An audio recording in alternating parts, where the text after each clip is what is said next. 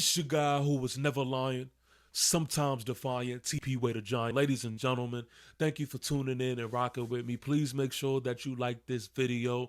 And if you haven't already, go ahead and subscribe, especially if you're a New York Giant fan, man. It is only right. Go ahead and handle that, man. I want to kick this video off, man, by just talking a little bit about the question of the week.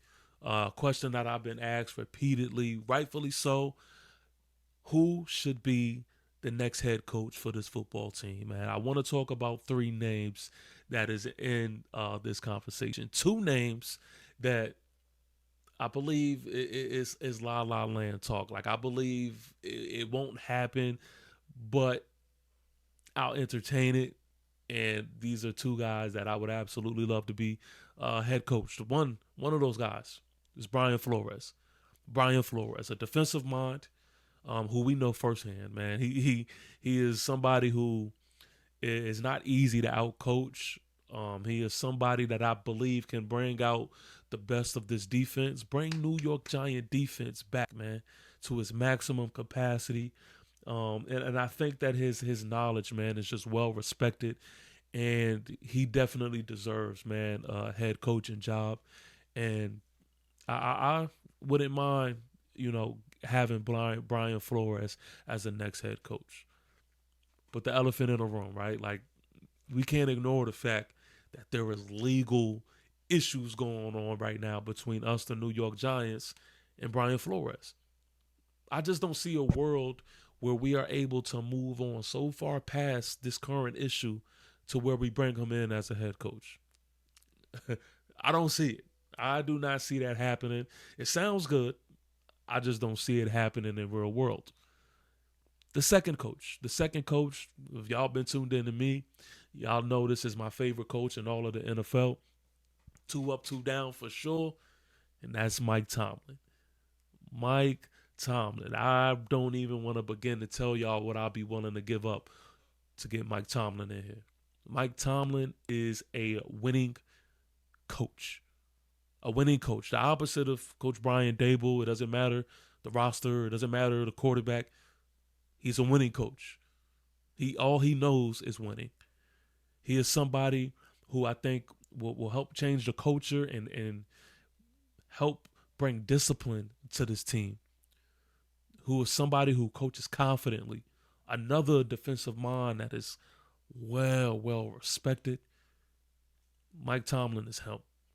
He is him. He has a clip that I played all last year. I think I played it one time this year as well. And he kind of speaks to the mind that I want as a head coach. I'm going to play this clip again, man. Y'all probably already seen it a bunch of times. But again, this is what I want as a head coach. Listen to this. I love to hear coaches resist the responsibility of coaching. What'd you say, Coach? What'd you just say, Coach? I love coaches that resist the responsibility of coaches, that talk negatively about a dude that can't learn and blah, blah. Man, if everybody could learn, we need less coaches. Yeah, that's real. Right? If the group didn't need management, then we wouldn't make as much. Yep. I love reading draft evals and somebody's talking about anything other than pedigree. Talking about how poor somebody's hand usage is. Well, that's coaching. I don't run away from coaching. I run to coaching. Love it. It all is in line with that not seeking comfort. Because when you're a coach that's talking about somebody can't learn, you're seeking comfort because your teaching is struggling. I've heard that clip about 1 million times, and every time it deserves a funk flex bomb. Come on. He was cooking that. He was cooking. That right there, to me, is the epitome of what a head coach is. You got to be shitting me if you think I don't want to bring that in as a New York Giant head coach. I don't need to interview anybody else. If there's a chance for that to happen, you make it happen. But again, when I say La La Land, I just do not see Pittsburgh Steelers and Mike Tomlin parting ways. I don't see that being the case. Again, It's a rumor that sounds good and it's worth entertaining for the sake of conversation. I just don't see a world where it happens. But, hypothetically, you never know if that is the case. I do feel confident that we are the front runners of the teams that are in need of a head coach because of the talent, the young talent that we have on this roster, which falls in to what I want to get into in just a second. But the third coach, is Cliff Kingsbury. I like what he has done over there in Washington, mainly last year. I think that he could definitely take what we have and bring it to his next level. In that whole conversation with you don't want to ruin a relationship with Jackson Dart and the coach. I think Cliff is one of those guys that can definitely um, continue and add on to what Jackson Dart brings. He's a well respected offensive mind. I like the way he sees the game, and I do believe that he will, bring in the pieces that can help change the trajectory of where the New York Giants have been. So that's where I stand on that. It's going to be a continuous thinking process, a continuous conversation until a head coach is put in place. But that is where I stand currently. Let's get into the meat and potatoes of this video here. A lot of Giant fans are not satisfied yet. We got rid of Coach Brian Dable, but there are Giant fans that want more. That want more. They want to get rid of Shane Bowen. They want to get rid of Joe Shane. I understand it completely. I get it. And I don't even really want to argue against it too much. But I do have pushback when it comes to Joe Shane. Now, Shane Bowen, I have nothing for that. But Joe Shane, I want to discuss this for a little bit. For me, when it comes to the priority list, Coach Brian Dable has always been one. Coach Brian Dable has always been at the top of the priority list as to who I needed out of here. Because coaching to me is the huge part of it all. And then when you even talk about Shane Bowen, I mean, Coach Brian Dable brought in Shane Bowen. So again, I think it all just leads to Brian Dable for me. So I am satisfied at the moment when it comes to that. But there are people who see it differently. There are some people whose priority list is Shane Bowen. There's others whose priority list, starts with Joe Shane. Now, there's a narrative or a conversation piece that the New York Giants lacked so much talent. And I don't believe that. I do not believe that. I think we do have talent. And I think that Joe Shane has done a solid job at bringing in talent. I was on a stream the other day, man, and someone used this analogy. I know I love analogies, that Joe Shane is the guy being sent out to the supermarket to bring in the foods to cook a meal. And the coaches, they are the chefs. They are supposed to cook the meal. And I like that analogy. I think Joe Shane did his job. I think he went to the supermarket and brought some good stuff. Bought some good stuff. But I think we had just terrible chefs. Terrible chefs. I'm want to break this down, man, and just talk about some players that I believe is kind of the misconception behind next to these players kind of falls under coaching more than it falls to lack of talent. Deontay Banks. Let's start here. Deontay Banks. Deontay Banks is definitely on most, I know I will go as far as to say all, Giant fans' bad side. He has not been easy on the eyes on the field. It's been absolutely terrible. I'm not going to ignore what he looked like his rookie year. There was a complete drop off.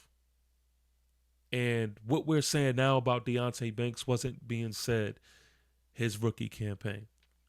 He's shown a lot of upside, and he had a solid, rookie season.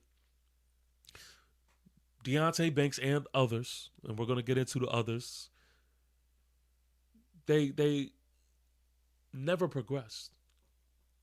But why is that the case when it comes to so many players on his team? They never progress. They always go down. Coach Wink knew what to do with Deonte Banks. He understood the fact that Deonte Banks was the press man corner. That's his game. That's what he specialized in. And I think we did all that we could do to ruin Deonte Banks and his development. I mean, even when you think about him taking on that CB1 role super duper early in his career, it just didn't translate well to good play, and I think that it definitely hurt his development. But the list goes on, man. There's so many other players that we could really talk about. Jalen Hyatt, right? Everyone loves to talk about what Jalen Hyatt lacks. But everybody believed that Jalen Hyatt was a steal, getting him in the third round. His rookie campaign was also decent. He also shown a lot of upside. But what happened between then to now? Again, another player whose development never shot up. Just continuously went down. I watched all 22. I watched the film. And I see skill sets that are there that could be utilized. I like to see him in the slot more. I like to see different things that could be done with Jalen Hyatt. Again, the development is just never there. It's just never there. We can talk about Evan Neal. I mean, him being at tackle when everybody and their mother knew that Evan Neal is a guard. Evan Neal doesn't have the feet to be a tackle. And what did we do? We tried to press that issue year after year after year. And again, there was never any development. There was always the skill set going down. Kayvon Thibodeau, I don't think we even had the best out of him. I mean, Wan'Dale Robinson, again, we haven't had the best. I mean, the list goes on. We can never develop the talent. It is one thing to bring in the talent and to have talent on this roster. But if you do not put a scheme out there and put them in the best position to succeed, then that talent is never going to blossom to what we expect it to be. And you're never going to see the best of that talent. That falls under coaching. I don't think Joe Shane lacked in bringing in the talent. Now you have the outliers, your special guys, who that rule doesn't really apply to. I mean, when you're special, it doesn't matter where you're placed, whatever, you're going to show signs of being special. You know, example, Malik Neighbors. That's a different subject. But again, that is why Coach Brian Daboll was number one on the priority list for me, because I think that piece was missing. I think if we developed these guys a lot better, I think we would see different results from what we're seeing from these players. Which is why we also see players leave here and they turn into themselves, because elsewhere they know how to coach and develop players. Here we lacked that. I mean, let's do a rundown. Position by position. Let's start here at the quarterback position. You can't tell me that we haven't upgraded in our quarterback room. Jackson Dart and the veteran presence of Jameis Winston and Russell Wilson. You can't tell me we didn't upgrade in the quarterback room. Let's move on to the running backs. Cam Scatterbo, Tyrone Tracy Jr., Devin Singletary. That's a solid room. Receivers. Joe Shane brought us Malik Neighbors, the best receiver in that draft. Now, there's a depth conversation. You know, I already brought up Jalen Hyatt and even Wan'Dale Robinson. Again, Wan'Dale Robinson, this is his best year yet. These are talented guys, but have they been best utilized? Have they? I don't believe so. I do not think that we've seen the best out of these young guys in this receiving group. Now, granted, yeah, we could add depth to this receiving core. I'm not going to argue that, but I think there's most definitely talent here, and I think that he's definitely brought talent to the receiving group. Tight ends, we definitely addressed that. Theo Johnson, Chris Manhertz, Thomas Fidone, Daniel Bellinger. How can you really complain about our tight end room? Daniel Bellinger is another one. Rookie year, solid. It looked like a tight end that we can rely on. Then, some way, somehow, we just put him on the shelf after that. And it made people think, like, what happened to Daniel Bellinger? What was going on? Then this year, we see him, and we can clearly see nothing has happened. The talent is still there. Daniel Bellinger is still a solid tight end. It's not the talent. It's not. Offensive line. I think we definitely have got better in the up front. Especially when you talk about Marcus Mimbo, free agent pickups. I mean, yeah, we've gotten better up front.